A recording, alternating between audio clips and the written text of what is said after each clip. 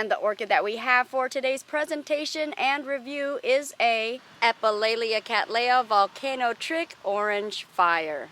And I did want to remind all of you wonderful folks out there, if you have not yet subscribed to this channel, please be sure to go ahead and hit that subscribe button now so you'll be informed of the latest and greatest adventures where we share with you tips, ideas, suggestions, and all sorts of information having to do with and all about orchids. The more that we know, the more that we can grow. So go ahead and hit that subscribe button now. And this is considered to be a medium-sized orchid right here. And as you can see, this is a bifoliate orchid where you're seeing two leaves that grow from the pseudobulb. And as we take a look at the pseudobulbs, we will see that nearer to the base, it does become quite slender and slim. But as we move up, we will see that it does plump up and becomes an elongated shape. Now, the nice thing about this Cattleya right here is that when it begins to bloom is usually during the time where most of our orchids are beginning to fade or have already faded. So you can expect this to bloom nearer to the end of summer into your autumn season and sometime even during the winter season. This is an orchid that is considered an orchid that is very easy to grow. You would give this orchid your basic Cattleya care, but they do say that this orchid right here can tolerate a variety of different temperatures. This is also an orchid that is considered to be a reliable bloomer, an orchid that's very easy to bloom and can in fact bloom off of every pseudobulb. Now, the blooms on here can be considered to be fairly small, and we're talking about 1.5 inches to maybe 2 inches in diameter on this. But because it has a huge potential of blooming so many blooms on one spike, and this can actually bloom up to 30 blooms per spike, you are getting a striking display still. So indeed, this has great blooming potential.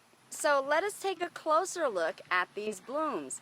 And as we do, wowee folks, what a very bold orchid for such a small bloom. Indeed, very beautiful colors on this, and what a strikingly bold pattern as well. If we take a look at the petals and the sepals, as you are seeing a very star shape right there with those petals.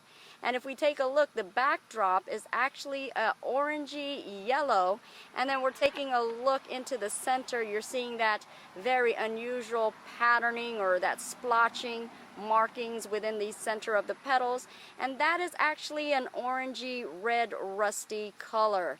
So a nice beautiful contrast on that.